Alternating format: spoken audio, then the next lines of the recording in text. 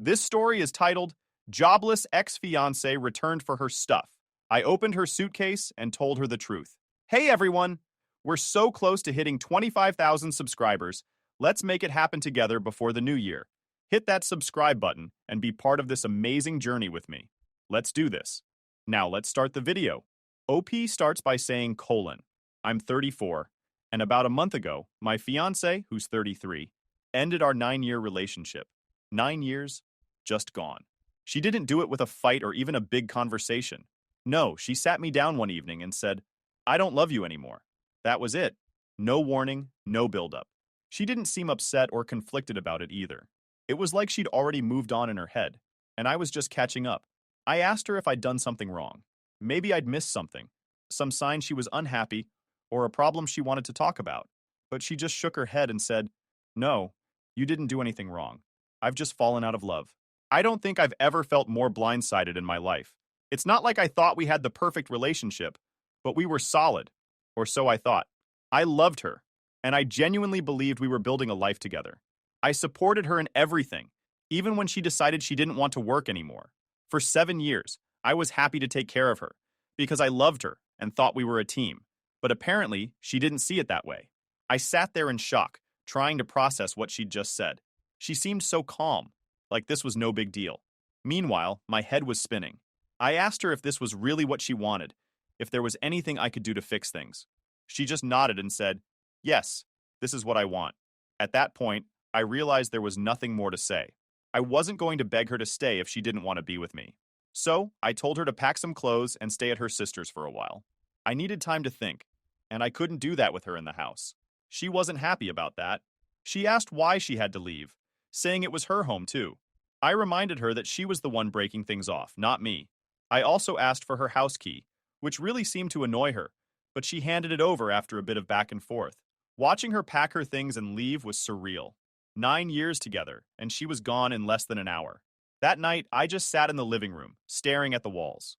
The house felt so empty, but at the same time, it was full of reminders of her. Her clothes were still in the closet, her makeup was still in the bathroom, and the little decorations she insisted on buying were everywhere. It felt like she'd left a piece of herself behind in every room. I didn't sleep much that night. I kept replaying the conversation in my head, trying to figure out what went wrong.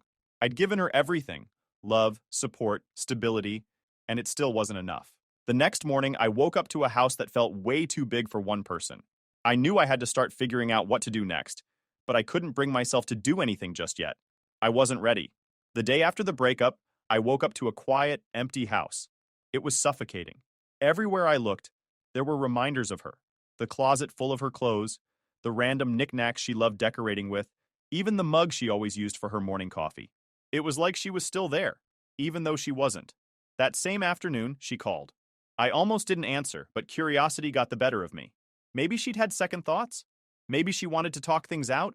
Hey, she said, as casual as if nothing had happened. I kept my tone neutral. What's up? Iti. I just wanted to check in, she said, like this was any ordinary day. I was stunned. Check in?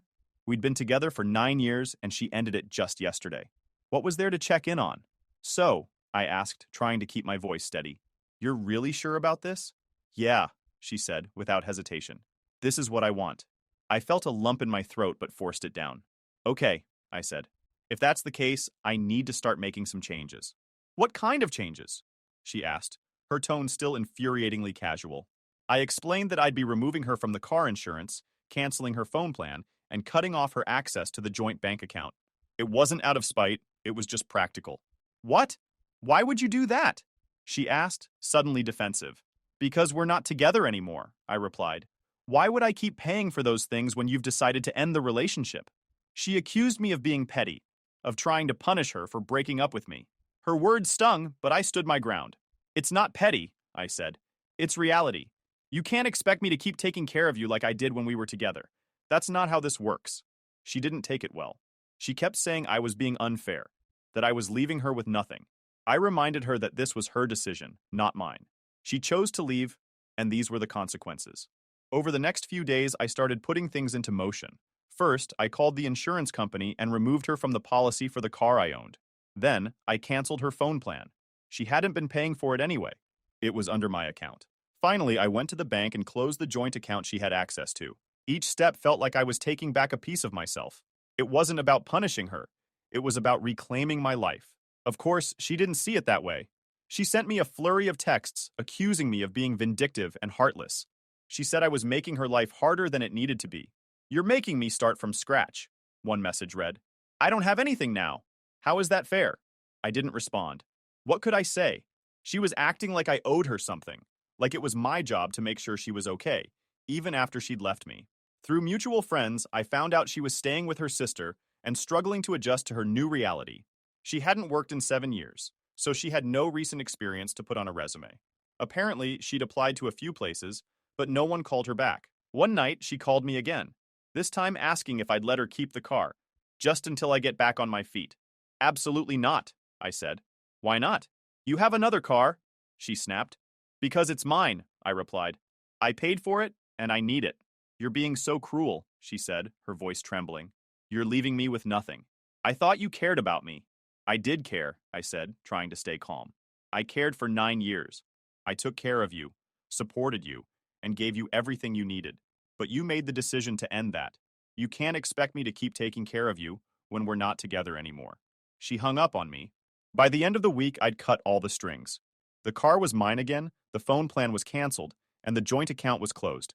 For the first time in years, I felt like I was in control of my life. It wasn't easy. Part of me still cared about her and wanted to make sure she was okay. But every time I started to feel guilty, I reminded myself of the truth. She chose this. She ended things, not me. That realization helped me stay strong. I wasn't being petty or vindictive, I was just moving on. About a week after the breakup, she texted me again, saying she needed to come by and pick up the rest of her things. I figured it was best to just let her get it over with, so I agreed.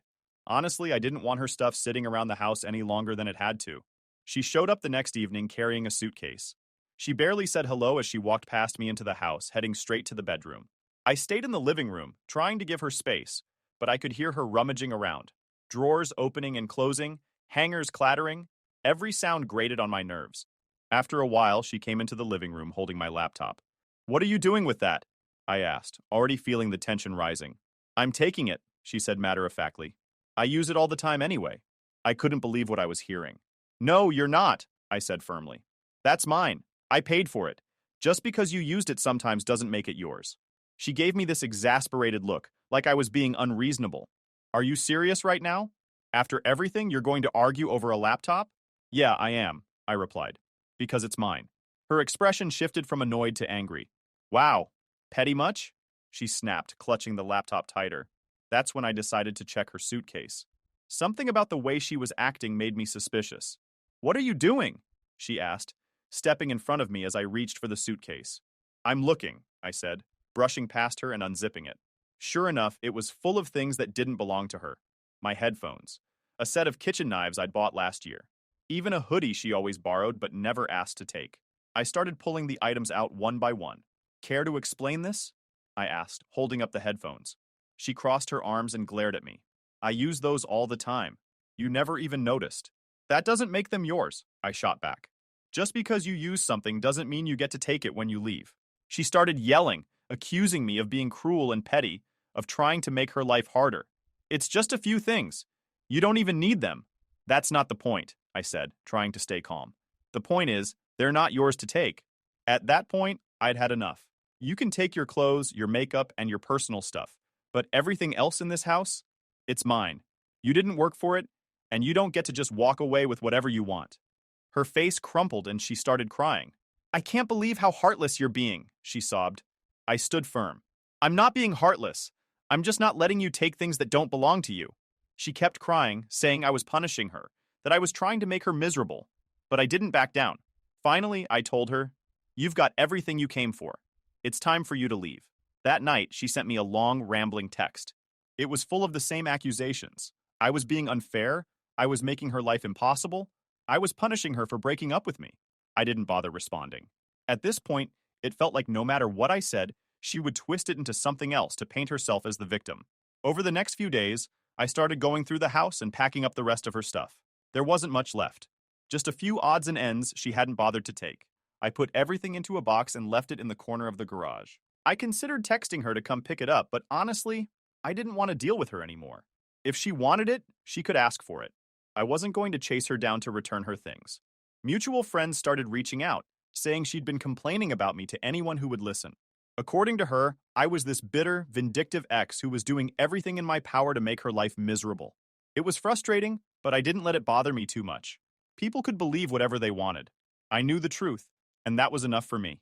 By the end of the week, I felt like I'd finally taken back control of my space. The house was mine again, free of her stuff and her presence. It still felt a little empty, but for the first time, I felt like I could start moving on. A few days after the fight over her suitcase, I thought things might finally quiet down. I had packed the rest of her stuff into a box and was ready to move forward. But of course, she wasn't done. She called me late one evening, and against my better judgment, I picked up. I figured maybe she wanted to arrange to pick up the box or apologize for the argument. Instead, she sounded desperate, almost panicked. "I need help," she said, her voice shaky. I stayed silent for a moment, unsure of what to say. "What kind of help?" I asked cautiously. "I can't find a job," she said, her voice breaking. "It's been so long, and no one's calling me back. I've tried, but it's like, I don't even know where to start." I sighed, leaning back in my chair. "I'm sorry to hear that, but I don't know what you want me to do about it." Her tone shifted, becoming sharper. "You could help me, for starters. I gave up my career for you. The least you could do is help me get back on my feet." That line hit a nerve. "You didn't give up your career for me," I said, keeping my voice steady. "You chose to stop working because you didn't want to anymore. I supported you because I loved you, but don't act like I forced you to quit." She started crying then, telling me how hard everything was and how much she was struggling. She said her sister was getting tired of her being there and was pressuring her to find a job. "I have nothing right now," she said through sobs. "I'm sleeping on a couch, I have no money, and I don't even know how to pay for groceries. How is that fair?" I paused, choosing my words carefully. "I'm sorry you're in this situation, but this isn't on me. You ended the relationship, and with that, you ended the financial support that came with it. I can't keep taking care of you when we're not together." Her tone turned angry. "Wow, so that's it? 9 years together, and you're just going to leave me to suffer?" "You made this choice," I said firmly. "Not me." She hung up without another word. Over the next week, the texts started pouring in again. At first, they were emotional, filled with regret and apologies. She said she missed me, that she had made a mistake, that she was struggling to adjust to life without me. But when I didn't respond, her tone shifted. The messages became bitter, accusatory. She called me heartless, selfish, and even cruel. She said I was punishing her for the breakup and ruining her life.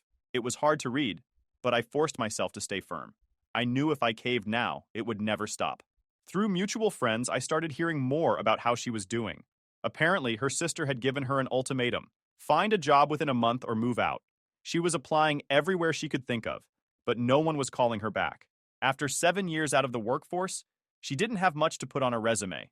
A friend told me she had broken down at a group hangout, crying about how she'd ruined her life and wished she could go back to how things were before. I didn't feel bad for her, though. She had everything: stability, love, and a comfortable life, and she threw it away. One evening, I was at home when the doorbell rang. I wasn't expecting anyone, so I hesitated before opening it. When I did, there she was, standing on my porch. She looked terrible. Her hair was a mess, her eyes were red and puffy, and she was wearing clothes that looked like they hadn't been washed in days. "What are you doing here?" I asked, my tone flat. "I need to talk to you," she said, her voice trembling. I stepped aside and let her in, more out of curiosity than anything else. She sat down on the couch, her hands shaking as she tried to compose herself. "I can't do this anymore," she said, her voice breaking. "I've tried, but I can't. I can't find a job. I can't afford to live like this. I don't know what to do." I waited, giving her a chance to continue. "I made a mistake," she said, tears streaming down her face. "I thought I could handle this on my own, but I can't. I miss you. I miss us. I still love you." Her words hung in the air, but instead of feeling sympathy or longing, I just felt numb. "You don't love me," I said finally. "You loved the life I gave you. That's not the same thing." She shook her head, insisting that she meant it, that she wanted to fix things and come back. "I can't help you," I said, standing up. "You made your choice, and now you have to live with it." She begged me to reconsider, saying she'd do whatever it took to make things right. But I wasn't interested. I had given her everything for 9 years, and it still wasn't enough. I wasn't going to give her a second chance to take advantage of me. It's time for you to leave, I said, opening the door. She hesitated for a moment, her eyes pleading, but when she saw I wasn't changing my mind, she got up and walked out. As the door closed behind her, I felt a wave of relief. For the first time since the breakup, I felt like I had truly closed the door, both literally and figuratively, on that chapter of my life. After that final confrontation, I knew it was over for good. She had begged, cried, and made every excuse in the book, but none of it changed what I knew deep down. She didn't miss me. She missed the life I gave her. For the first time in a long time, I felt free. No more guilt. No more second-guessing myself. I wasn't responsible for her anymore, and it felt like a weight had been lifted off my shoulders. A few days later, I got a text from a mutual friend. Apparently, her sister had finally kicked her out. She'd missed her deadline to find a job and had been refusing to contribute financially, so her sister gave her no choice but to leave. I wasn't sure where she went after that, and honestly, I didn't want to know. I heard she had managed to find a part-time job at a local cafe.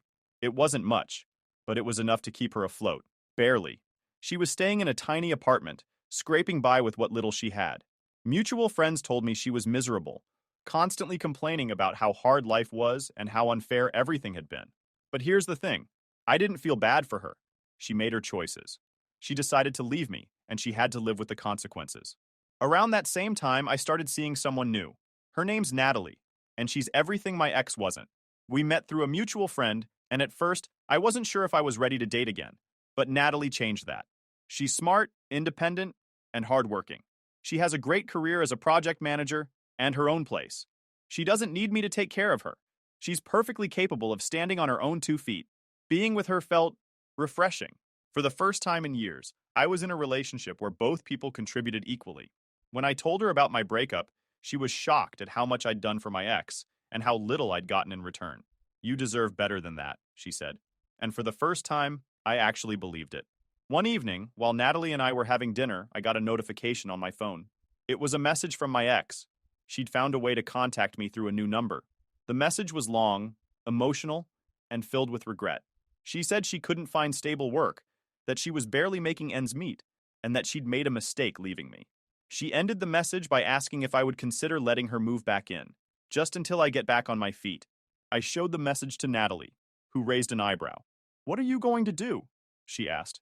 "Nothing," I said. "I'm not even going to respond." And I didn't.